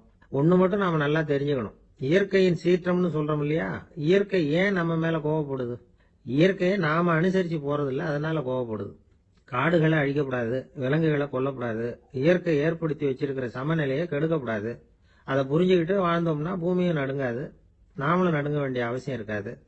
ஒருத்தர் இருந்தார், சாராய கடைக்கு போனாராம், நிறைய சாப்பிட்டார். அப்புறம் சொன்னார், இது ரொம்ப அற்புதமான சரக்கு போல இருக்கு, உள்ள போன உடனே இந்த பூமியே நடுங்கிறது மாதிரி இருக்கு எனக்கு அப்படின்னாராம். இதுக்கு கடைக்காரர் சொல்லியிருக்கார், நீங்க சாப்பிட்டது வெறும் பச்சை தண்ணி தாங்க, இப்ப ஏற்பட்டு இருக்கிறது நிஜம் பூமி அதிர்ச்சி அப்படின்னாராம். ஒரு ஊர்ல ஒரு ராஜா இருந்தார். அந்த ராஜாவுக்கு ஒரு மந்திரி. ராஜா ரொம்ப நியாயமானவர், நேர்மையானவர், கண்டிப்பானவர். தப்பு செய்யறது யாரா இருந்தாலும் தண்டனை கொடுப்பார். வேண்டியவங்களுக்கு ஒரு நியாயம், வேண்டாதவங்களுக்கு ஒரு நியாயம்ங்கிறதெல்லாம் அவர்கிட்ட கிடையாது. ஒரு சமயம் அரசவையில அந்த அமைச்சரே விதிமுறைகளுக்கு புறம்பா ஏதோ நடந்துட்டு இருக்கார். மன்னருக்கு கோபம் வந்துட்டுது. உடனே அந்த அமைச்சரை கிட்டத்துல கூப்பிட்டு அவர் கன்னத்துல ஓங்கி ஒரு அறை கொடுத்துட்டாராம். உடனே அந்த அமைச்சர் என்ன பண்ணார் தெரியுமா, நேரா போனார், அங்க நின்றுகிட்டு இருந்த இன்னொருத்தர் கன்னத்துல ஓங்கி அரைஞ்சார். அரை வாங்கினவர் திகைச்சு போயிட்டார். இவர் ஏன் நம்மள அரைகிறார் அப்படின்னு யோசனை பண்ணார். மன்னரும் திகைச்சு போயிட்டார். நாம இவரை அரைஞ்சா அதுக்காக இவரு போய் இன்னொருத்தர் அரையணுமா அப்படின்னு யோசனை பண்ணார். அவர் இவருக்கு என்ன பைத்தியமானு கூட நினைக்க ஆரம்பிச்சுட்டார். ஆனா என்ன ஆச்சுன்னா, அப்புறம் அமைச்சர் அவர் கவனிச்சுக்கிட்டு இருந்தாரா, அவர் இன்னொருத்தர் அரைஞ்சார் இல்லையா, அந்த அரை வாங்கின ஆசாமியை பார்த்து கத்திக்கிட்டு இருந்தார். யாரு? அமைச்சர். ஏன்பா என்கிட்ட அறைய வாங்கிட்டு இப்படி விவரம் இல்லாம நின்றுட்டு இருக்கிறிய, நான் உனக்கு கொடுத்ததை நீ வேற யாருகிட்டயாவது கொடுத்துரு அப்படின்னார். உடனே அந்த ஆள் பார்த்தான், தனக்கு அடுத்தபடியா நின்றுட்டு இருந்தவன ஓங்கி ஒரு அரை அரைஞ்சான். அவன் கண்ணத்தை தடவிட்டே யோசனை பண்ணான். இது ஏதோ புரிஞ்சுக்கிட்ட மாதிரி அடுத்தாப்புல நின்றுட்டு இருந்தவன அரைஞ்சான். இப்படி இந்த அறை மாறி மாறி போய்கிட்டே இருக்குது. ஊரு பூரா பிரயாணம் பண்ண ஆரம்பிச்சுட்டுது. அன்னைக்கு ராத்திரி அந்த ராஜா படுக்கிறதுக்காக போனார். அந்த நேரம் பார்த்து அவர் கண்ணத்துல பலார்னு ஒரு அறை விழுந்தது. நம்மளே அறையிறது யாரு அப்படின்னு அதிர்ச்சியோட மன்னர் திரும்பி பாக்குறாரு. அரைஞ்சது அவரோட மனைவி. என்னாச்சு உனக்குன்னு கத்துனார் ராஜா. உங்களுக்கு தெரியாதா, ஊரு பூரா ஒருத்தர் மாத்தி ஒருத்தர் மூலமா இந்த அறை பிரயாணம் பண்ணிட்டு வருது அப்படின்னாங்க அந்த அம்மா. அப்படின்னா ஆரம்பிச்ச இடத்துக்கே வந்துட்டுதா அப்படின்னாராம் மன்னர். என்ன சொல்றீங்கன்னு கேட்டிருக்காங்க. இவர் விவரத்தை சொன்னாராம். அப்படின்னா நீங்க ஆரம்பிச்சு வச்ச இந்த விளையாட்டை நான் முடிச்சு வச்சுட்டேன் அப்படின்னாங்களாம் அந்த அம்மா. மறுநாள் காலை மறுபடியும் அரசவை கூடிச்சு. அந்த அமைச்சர் மன்னரை பார்த்து கேட்டார், என்ன மகாராஜா, என்கிட்ட கொடுத்ததை திருப்பி வாங்கிட்டீங்களா அப்படின்னாராம். இப்படி நடக்கும்னு நான் எதிர்பார்க்கவே இல்லைன்னாரு மன்னர். ஆனா நான் எதிர்பார்த்தேன். அது எங்க போயிட போகுது, ஊர் பூரா சுத்தி கடைசியில உங்ககிட்ட தான் சேரும் அப்படிங்கறது எனக்கு தெரியும் அப்படின்னாரு அமைச்சர். இந்த கதை வேடிக்கையா இருந்தா கூட இதுல உள்ள கருத்து முக்கியமானது. இந்த உலகத்துல பல கருத்துக்கள் இப்படிதான் மாறி மாறி சுத்தி வந்துகிட்டே இருக்குது. நம்மால் ஒருத்தன் தன்னுடைய நண்பன் ஒருத்தனை கடத்தருல பார்த்தான். உடனே ஓடி போய் பலார்னு ஒரு அறை கொடுத்தானா. அவன் கண்ணத்தை தடவிட்டு ஏன்டா என்ன அரைஞ்சேன்னு கேட்டிருக்கான். நீ ஏன்டா என்ன முட்டாள்னு என் மனைவிட்ட போய் சொன்னேன் அப்படின்னு இருக்கான் அவன். உன்னை ஒரு முட்டாள்னு சொன்னதுக்காகவா நீ என்ன அரைஞ்ச அப்படின்னு கேட்டிருக்கான் இவன். டேய், நான் அதுக்காக அறையலப்பா, அது ஒரு பெரிய ரகசியம், நான் முட்டாளுங்கிறது. அந்த ரகசியத்தை நீ ஏன் எங்க வீட்டுல போய் சொன்னேன், அதுக்காக தான் அரைஞ்சேன். அப்படின்னு ஒரு ராஜா இருந்தார். நாடு பூராவும் நிறைய மரங்களை நட்டு வளர்க்கணுங்கிறது அவரோட ஆசை. தானே அதுக்கு முன்மாதிரியா இருக்கணும்னு நினைச்சார். அரண்மனையை சுத்தி மரங்களை நட்டு வளர்த்தார். இத பார்த்துட்டு ஜனங்களும் அவங்கவுங்க வீட்டை சுத்தி மரக்கன்றுகளை நட்டு வளர்த்தாங்க. கொஞ்ச காலத்துல ஊரு பூரா பசுமையா மாறிச்சு. எல்லாருக்கும் சந்தோஷமா இருந்தது. இது ஒரு பக்கம் இருக்கட்டும். இப்ப நான் சொல்ல போற கதை வேற. அதாவது அந்த ராஜா ஒரு நாள் தன்னுடைய அரண்மனைய சுத்தி இருக்கிற விதவிதமான மரங்களை எல்லாம் போய் பார்த்தார். எப்படி இருக்கிறீங்க அப்படின்னு ஒவ்வொரு மரத்துக்கிட்டையும் விசாரிச்சாராம். எந்த மரமும் சந்தோஷமா இருக்கிறதா தெரியல. அதுக்கு மனசுல ஒரு குறை. முதல்ல ஆலமரத்துக்கிட்ட போனார். அது சொல்லிச்சு, மண்ணா நான் நல்லா பெருசா வளர்ந்துருக்கிறேன், அடர்த்தியா இருக்கிறேன், கிளையெல்லாம் 4 பக்கமும் நல்லா படர்ந்துதான் இருக்குது, இருந்தாலும் எந்த பிரயோஜனமும் இருக்கிறதா தெரியல. எனக்கு என்னுடைய பழம்லாம் ரொம்ப சின்னதா இருக்குது, என் கண்ணுக்கு சரியா புறப்பட மாட்டேங்குது. நான் இருக்கிற சைஸுக்கு என்னுடைய கிளையில இருக்கிற பழம்லாம் எவ்வளவு பெருசா இருக்கணும், அது இத்தனூண்டு இருக்கிறது எனக்கு பெரிய அவமானமா இருக்கு.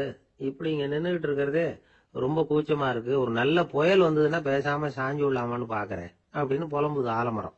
சரி இருக்கட்டும்னு நினைச்சுக்கிட்டு ராஜா அடுத்தபடியா ஒரு அத்தி மரத்துக்கிட்ட போனார். அதுவும் புலம்ப ஆரம்பிச்சுட்டுது. நான் கூட பெரிய மரம் தான், இல்ல இலையெல்லாம் அழகா தான் இருக்குது, பழம் அழகா இருக்குது, இருந்தாலும் உள்ள விஷயம் இல்லையே, அத்தி பழத்தை புட்டு பார்த்தா அத்தனையும் சொத்த அப்படின்னு பழமொழியே உண்டாயிட்டுதே. இப்படி ஒரு கெட்ட பேரோட நான் இருக்கணுமா அப்படின்னு புலம்புது அது. சரி இது இருக்கட்டும் அப்படின்னு சொல்லி அடுத்தபடியா வேப்ப மரத்துக்கிட்ட போனார். அது தன்னுடைய வேதனையை வெளியிட்டது. எனக்கு எவ்வளவோ மருத்துவ குணங்கள்லாம் இருக்கிறதா சொல்லிக்கிறாங்க, இருந்தாலும் என்ன பிரயோஜனம், என்னுடைய பழத்தை மனிதர்கள் யாரும் விரும்பி சாப்பிடுறது இல்லையே அப்படின்னு. ராஜா அடுத்தாப்புல இருந்து ஒரு பனை மரத்துக்கிட்ட போனார். நான் நல்லா உயரமா தான் வளர்ந்துருக்கிறேன், மற்ற மரங்கள்லாம் என்னை அண்ணாந்து தான் பார்க்கணும், இருந்தாலும் என்கிட்ட நிழலுக்காக யாரும் ஒதுங்கறது இல்லையே அப்படின்னுது. என்ன இது எல்லா மரமும் இப்படி திருப்தி இல்லாம இருந்துகிட்டு இருக்குதே அப்படின்னு நினைச்சுக்கிட்டே ராஜா அடுத்தபடியா அங்க இருந்த ஒரு பைன் மரத்துக்கிட்ட போனார். அழகா உயரமா பசுமையா தான் இருந்தது, ஆனா பழமோ பூவோ கிடையாது. அதை நினைச்சா அது வருத்தப்பட்டுக்கிட்டு இருக்குது. ஓக் மரம் அது ஒன்று நின்றுட்டு இருந்தது. அது என்ன சொல்லிச்சுன்னா, இலையுதிர் காலத்துல என் மேல இருக்கிற எல்லா இலைகளும் உதிர்ந்து போடுது, முடி கொட்டின மனிதர்கள் மாதிரி மொட்டையா நான் நிக்க வேண்டி இருக்குது, என்ன வாழ்க்கை இது அப்படின்னு சொல்லி அழுத்துக்கிட்டது. சரி புளிய மரம் என்ன சொல்லுது பாப்போம்னு அதுகிட்ட போனா, என்னுடைய நிழல்ல யாருமே தங்க மாட்டாங்க, உடம்புக்கு சூடுன்னு ஒதுங்கி போயிடுவாங்க, அடிமரத்தை பாத்தீங்கன்னா பட்டையெல்லாம் உறிஞ்சி பாக்குறதுக்கே கேவலமா இருப்பேன் அப்படின்னுது அது. முருங்கை மரம் என்ன சொல்லிச்சு தெரியுமா, என்னுடைய இலை காயெல்லாம் சாப்பிட்றவங்களுக்கு சத்து கொடுக்கறது வாசம் தான், ஆனா என் உடம்புல சத்தே கிடையாது, கொஞ்சம் வேகமா காத்து அடிச்சதுன்னா முறிஞ்சு விழுந்துடுறேன், என்ன வாழ்க்கை இது அப்படின்னு சொல்லி அது வருத்தப்பட்டது.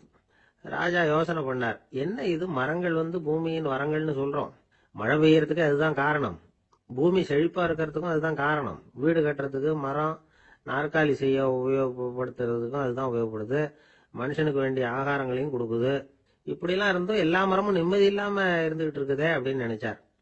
அப்போ அங்க இருந்த ஒரு மகிழ மரம் அவர் கண்ணுல பட்டது. அந்த மரம் மட்டும் கொஞ்சம் நிம்மதியா மகிழ்ச்சியா இருக்கிறது மாதிரி தெரிஞ்சுது. உடனே ராஜா அதுகிட்ட போனார். உனக்கு மனசுல எதுவும் குறை இல்லையான்னு கேட்டார். இல்ல நான் சந்தோஷமா தான் இருக்கேன்னு அந்த மகிழ மரம். அப்படியான்னு ஆச்சரியமா கேட்டார் ராஜா.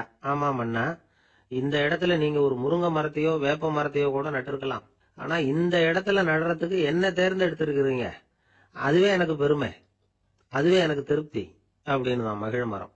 மகிழ மரம் சாதாரணமா தான் இருக்கும், இளம் மஞ்சள் நிறத்துல பூக்கள், அது காய்ந்தும் மனம் வீசும். மகிழ மரம் மாதிரி மன திருப்தியோட வாழறதுக்கு நாம கத்துக்கணுமா.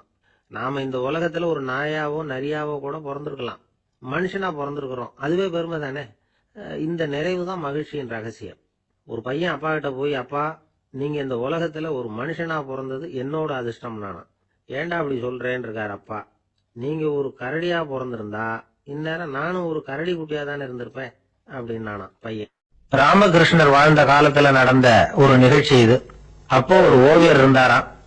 அவருக்கு ஒரு ஆசை, ராமகிருஷ்ணர் படத்தை வரையணும், அதை அவர்கிட்டயே கொண்டுட்டு போய் காட்டி அபிப்பிராயம் கேட்கணும். இதுதான் அந்த ஓவியரின் ஆசை. உடனே ராமகிருஷ்ணர் படத்தை வரைஞ்சி முடிச்சார். அதை எடுத்துக்கிட்டு போனார். இவர் போன சமயம் அங்க ராமகிருஷ்ணர் சீடர்களோட உட்கார்ந்து இருக்கிறார். விவேகானந்தர் அங்க இருக்கிறார். இந்த ஓவியர் கொண்டுகிட்டு போய் தான் வரைந்த ஓவியத்தை அவர்கிட்ட காட்டினார். ராமகிருஷ்ண பரமஹம்சரின் ஓவியத்தை ராமகிருஷ்ணர்கிட்டயே காட்டுறார். ராமகிருஷ்ணர் என்ன பண்ணார் தெரியுமா, அந்த படத்தை பார்த்தார். உடனே அது காலை தொட்டார். குருதேவருடைய இந்த செயல் சீடர்களுக்கு ரொம்ப வியப்பை உண்டு பண்ணிச்சு. சில பேர் மனசுக்குள்ளேயே ரொம்ப குழம்பி போக ஆரம்பிச்சுட்டாங்க, என்ன இப்படி பண்றாருன்னு. என்ன இது, இது அவரோட படம், அவரே அவரோட படத்தின் காலை தொடுறார், அப்படின்னு யோசிச்சாங்க. சில பேர் ஒன்றும் புரியாம ஒருத்தர் பார்த்து சிரிச்சுக்கிட்டாங்க. அந்த இடத்துல சீடர்கள் மட்டும் இல்ல, சீடர் அல்லாத பல பேர் இருந்தாங்க. தன்னுடைய காலை தானே தொடர இவருடைய செயல் பற்றி என்ன நினைக்கிறது அப்படின்னு அவங்களும் குழம்பி போய் நிக்கிறாங்க. அந்த படத்தை வரைஞ்சி அவர்கிட்ட காட்டின அந்த ஓவியருக்கும் அதிர்ச்சி. இருந்தாலும் அவர் சீடர் கிடையாது. அதனால கொஞ்சம் துணிச்சலை வர வச்சுக்கிட்டு கேட்டார், என்னங்க இது, என்னால என்னுடைய கண்களையே நம்ப முடியல. இது உங்க சொந்த உருவப்படம், நீங்க உங்க சொந்த கால்களையே தொடறீங்க, இது எங்களுக்கு கொஞ்சம் சங்கடமா இருக்குதே அப்படின்னார். ராமகிருஷ்ணரின் கண்கள்ல ஆனந்த கண்ணீர் வழிஞ்சுதான். அவர் சொன்னாராம், இது என்னோட படம்ங்கிறது எனக்கு தெரியும், ஆனா இது என்னோட படம்ங்கிறதுனால நான் இதோட காலை தொடல. நீ என்னுடைய சமாதி நிலைய இந்த படத்துல படம் பிடிச்சு காட்டியிருக்கிற, அதனால அதோட காலை தொடறேன். சமாதி நிலையில யார் இருந்தாலும், அது என்னுடைய படமா இருந்தாலும் சரி அல்லது வேற யாருடைய படமா இருந்தாலும் சரி, படம் யாருதுங்கிறது முக்கியம் இல்ல. இதுல எது முக்கியம்னா அது தன்னை உணர்ந்த ஒரு உணர்நிலையின் படம். அப்படி இருக்கிறப்போ அதோட காலை நான் தொடணும். அதுக்கு நீங்க எல்லாரும் ஏன் சங்கடப்படுறீங்கன்னு எனக்கு தெரியல அப்படின்னாராம். இப்பதான் அங்க இருந்த சீடர்களுக்கும் மற்றவங்களுக்கும் விவரம் புரிஞ்சுதான். இதுக்கு முன்னாடி யாரும் செய்யாததை இவர் செஞ்சிருக்கிறார், ஆனா அவருடைய காரணம் ரொம்ப நியாயமானது அப்படிங்கறத உணர்ந்தாங்களாம். இதுவரைக்கும் ஆன்மீகத்துல சமாதி நிலை, அதாவது தன்னை உணர்ந்த நிலை பற்றி புரிஞ்சுக்கிட்டோம். இல்லறத்துல ஏற்படக்கூடிய சமாதி நிலை பற்றி உங்களுக்கு தெரியுமா? ஒரு அம்மா டாக்டர் கிட்ட வந்து சொன்னாங்களாம், டாக்டர், என் வீட்டுக்காரருக்கு உடம்புல ஏதோ கோளாறுன்னு நினைக்கிறேன், நான் எவ்வளவு நேரம் பேசினாலும் காதல விழாத மாதிரி உட்கார்ந்துருக்கிறார் அப்படின்னாங்களாம். அதுக்கு அந்த டாக்டர் சொன்னாராம், அம்மா அது உடம்பு கோளாறு இல்ல, அது ஒரு பெரிய திறமை அப்படின்னாராம். தேசத்து மேலையும் தாய்மொழி பேர்லயும் செலுத்துற அன்புக்கு அபிமானம்னு பேர், தேசாபிமானம்னு சொல்றமே இதுதான். ஒரு கணவன் மனைவி பேர்ல காட்டுற அன்புக்கு காதல்னு பேரு, கடவுள் பேர்ல செலுத்துற அன்புக்கு பக்தின்னு பேரு. இப்படி அன்புல பல ரகம் இருக்கிறப்போ அதுல உள்ள வித்தியாசம் தெரியாம இடம் மாத்தி அன்பு காட்டினா இடைஞ்சல் தான். சரி, இந்த அன்பை பத்தி விஞ்ஞானம் என்ன சொல்லுது தெரியுமா? இதயத்தை பாதுகாக்கிறதுக்கு முக்கியமா தேவைப்படுற ஒண்ணு இந்த அன்புதான்னு சொல்லுது. நெதர்லாந்து விஞ்ஞானிகள் இதை ஆராய்ச்சி பண்ணியே கண்டுபிடிச்சிருக்கிறாங்க. கொஞ்சம் முயல் குட்டிகளை 2 குரூப்பா பிரிச்சாங்க. 2 குரூப்புக்கும் கொழுப்பு அதிகமா உள்ள ஆகாரத்தையே கொடுத்துட்டு வந்தாங்க. ஆனா ஒரு குரூப்புக்கு வெறுமன ஆகாரத்தை கொடுத்ததோட சரி, இன்னொரு குரூப் முயல்களுக்கு ஆகாரம் கொடுத்ததோட நிறுத்திக்கல. அதுக்கு முன்னாடி கூண்டுகளை திறந்து விட்டு முயல்களை கொஞ்ச நேரம் எடுத்து கொஞ்சி விட்டு அதுக்கப்புறமா ஆகாரம் கொடுத்தாராம் ஆராய்ச்சியாளர். இந்த குரூப்புக்கு இதய பாதிப்பு 60% குறைச்சலா இருந்ததுதான். சில நோயாளிகளுக்கு ஹார்ட் அட்டாக் வந்தாலும் அதை தாங்கிக்கிட்டு குணமாகிற சக்தி அதிகமா இருக்குது. இது எப்படின்னு ஆராய்ச்சி பண்ணி பார்த்திருக்கிறாங்க. அவங்க எல்லாம் மனைவி தன் பேர்ல ரொம்ப அன்பா இருக்கிறதாக நினைக்கிறவங்களா இருக்கிறாங்களாம். இதய நோயாளிகள் பல பேரை சந்திச்சு இதய நோய் ஏற்பட என்ன காரணம்னு கேட்டிருக்கிறாங்க. அவங்க சொன்ன காரணம்லாம் சாப்பாடு சம்பந்தமா இல்லையா, மனைவி அன்பா இல்ல, இப்படிப்பட்ட காரணத்தை தான் சொல்றாங்களாம். அதனால இதயத்தை பாதுகாக்கணும்னு நினைக்கிறவங்க அடுத்தவங்க அன்பா இருக்கிறது மாதிரி பாத்துக்கோங்க, அதுதான் முக்கியம். ஒருத்தர் முகம் பூரா பிளாஸ்டர் போட்டுட்டு வந்தார், ரொம்ப கோபமா. என்னங்க ஆச்சுன்னு விசாரிச்சேன். எல்லாம் உங்களாலதான் சார்னார். விவரமா சொல்லுங்களேன். என்ன உங்க தகவலை கேட்டுட்டு ஒரு பூனைக்குட்டிய கையில எடுத்தேன், அன்பா அதை தடவி கொடுக்கறதுக்காக. ஆனா அது முந்திக்கிட்டது, அது என் முகத்தை தடவி கொடுத்துட்டது, முகம் பூரா நகை கீறல், அதுதான் இப்படி அப்படின்னார். ஒரு நண்பர் வந்தார், ரொம்ப இறுக்கமா உடை அணிஞ்சிருந்தார். அதாவது ஆடைக்குள்ள அவர் மாட்டிக்கிட்டு இருந்தது மாதிரி தெரிஞ்சது. ஏன் துணி குறைச்சலா எடுத்துட்டீங்களா அப்படின்னு கேட்டோம். இல்லைங்க, எனக்கு எப்பவுமே இறுக்கமா உடை அணியறது தான் பிடிக்கும் அப்படின்னாரு. ஒருத்தர் எப்படி உடை அணிகிறார் அப்படிங்கறத வச்சு அந்த ஆள் எப்படிப்பட்டவர் அப்படிங்கறத கண்டுபிடிச்சிடலாம். உடை அணிகிற விதம் ஒருத்தருடைய மனநிலையை வெளிப்படுத்துதான். இப்ப இறுக்கமான உடை அணிகிறவங்க பொதுவா மன நிம்மதி இல்லாதவங்களா இருப்பாங்களாம், கோபக்காரங்களா இருப்பாங்களாம். ரொம்ப தொலைதொலைப்பா ஆடை அணிகிறவங்க இருக்கிறாங்கல்ல, அவங்க எல்லாம் அமைதியான ஆளா இருப்பாங்களாம், சாந்தமா இருப்பாங்களாம். இவங்க எல்லாம் போராடுறதுக்கு சரியா வரமாட்டாங்களாம். இப்படி ஒரு கணிப்பு இருக்குது. அதனாலதான் போர் வீரர்களுக்கு எல்லாம் இறுக்கமான உடையை தான் கொடுக்கறது வழக்கம். ஆனா சன்னியாசிகளை பாருங்க, அவங்களுக்கு எல்லாம் ரொம்ப தொலை உடைகள் தான். அவங்க எல்லாம் டைட் பேண்ட் போட்டுட்டு நிக்க மாட்டாங்க சன்னியாசிகள்லாம். அதே மாதிரி சன்னியாசிகள்லாம் காவி உடைய தேர்ந்தெடுக்கிறதுக்கும் காரணம் உண்டு. பல ஆண்டுகள் சோதனை செஞ்சு பார்த்துட்டு தான் சன்னியாசத்துக்கு காவி தான் சரி அப்படின்னு முடிவு பண்ணியிருக்கிறாங்க. இப்போ பௌதீக விஞ்ஞானப்படியும் அதுதான் சரி. அதாவது சூரிய ஒளியில 7 வண்ணங்கள் உண்டு. ஒரு பொருள் மேல அது விழும்போது அந்த பொருள் நமக்கு சிவப்பா தெரிஞ்சதுன்னா அந்த பொருள் சிவப்பை தவிர மற்ற எல்லா நிற கதிர்களையும் உள்வாங்கிக்கிட்டு சிவப்பு நிறத்தை மட்டும் வெளியில விடுது. அதாவது விலக்கி விடுது. அதனாலதான் அந்த பொருள் சிவப்பா தெரியுது. உடல் ஆரோக்கியத்துக்கு ஓரளவு சிவப்பு தேவைப்படுது. அதனாலதான் காவி உடை அணிஞ்சா சூரிய ஒளி ஓரளவு சிவப்பு விலகி போகும். அதாவது சிவப்பின் பலனும் கிடைக்கும், இந்த சிவப்பின் கெடுதலும் இல்லை அப்படின்னு யோசனை பண்ணாங்க. காவி உதய வேளையின் நிறம். கீழ் வானத்துல கதிர் உதிக்கிற வேளையில முதல் ஒளி தோன்றுகிற நேரத்துல காவி நிறம் தான் கசி. தியானம் செய்யறப்ப முதல்ல காணக்கூடிய ஒளி காவி நிறம் தான். தியானத்தின் உச்ச நிலையின் நிறம் நீலம். தியானம் காவி நிறத்துல ஆரம்பமாகி நீல நிறத்துல நிறைவடைகிறது அப்படிங்கிறார் ஓஷோ. நீலம் தியான சிகரம், காவி தியான ஆரம்ப குறியீடு, ஒரு சன்னியாசியின் ஆரம்ப தரிசனம் அப்படிங்கிறார் அவர். ஒருத்தர் நாள் பூரா காவி உடைய அணிஞ்சிருந்தா அந்த நிறம் அவருக்கு தியானத்தை பற்றிய நினைவை ஊட்டிக்கிட்டே இருக்கும். இப்படியே ஆடைக்கும் தியானத்துக்கும் இடையில ஒரு தொடர் ஏற்படுது. ஒரு துறவியின் உள்ளார்ந்த பண்பா அது மாறுது. கடை வீதியில ஒரு பொருள் வாங்க போறோம், அது மறந்துடக்கூடாதுங்கிறதுக்காக ஞாபகம் முடிச்சு போட்டுக்கிறோம். அந்த முடிச்சுக்கும் பொருளுக்கும் தொடர்பு இல்லை. ஆனா கடை வீதிக்கு போன உடனே அந்த முடிச்சு அந்த பொருளை ஞாபகப்படுத்துது. அதாவது அந்த முடிச்சு ஒரு தொடர்பு அம்சமா அமையுது. அது மாதிரிதான் காவி உடையும். ஒரு துறவி நடக்கும்போது, சாப்பிடும்போது, குளிக்கும்போது அவருடைய காவி உடை அவருக்கு ஞாபகப்படுத்திக்கிட்டே இருக்கும். அது ஒரு நிலைப்படுத்தப்பட்ட நினைவாக ஞாபகம் முடிச்சாக மாறிடுது. காவி ஆடை இல்லைன்னா ஒருத்தரால துறவியாக முடியாதுன்னு அர்த்தம் இல்லை. அதே நேரத்துல காவி ஆடையால ஒன்றும் பிரயோஜனம் இல்லை, அதுல ஒன்றும் அர்த்தம் இல்லை அப்படின்னு சொல்லிட முடியாது. இதுதான் உண்மை. இவ்வளவு தூரம் காவி ஆடையை பத்தி சொல்றதுனால எல்லாரும் சன்னியாசியா போடுவோம் அப்படின்னு நாம சொல்றதாக யாரும் நினைச்சிடக்கூடாது. மனசுக்கும் நிறத்துக்கும் உள்ள சம்பந்தத்தை தெரிஞ்சுக்கிறதுக்காக தான் இவ்வளவு. நமக்கு தெரிஞ்ச நண்பர் ஒருத்தர் இருக்கிறார், ஆபீஸ்ல வேலை பார்க்கிறவர். ஒவ்வொரு மாசமும் 20ஆம் தேதிக்கு பிறகு அவர் போய் பாத்தீங்கன்னா காவி உடை அணிஞ்சுக்கிட்டு, கண்ணை மூடிக்கிட்டு, கை ரெண்டையும் விரிச்சு வச்சுக்கிட்டு தியானத்திலேயே உட்காந்துருப்பாரு. ஏன் இப்படி பண்றீங்கன்னு கேட்டேன். அதாவது 20ஆம் தேதிக்கு பிறகு என் கையில ஒரு பைசா கூட கிடையாது, ஒரு சன்னியாசி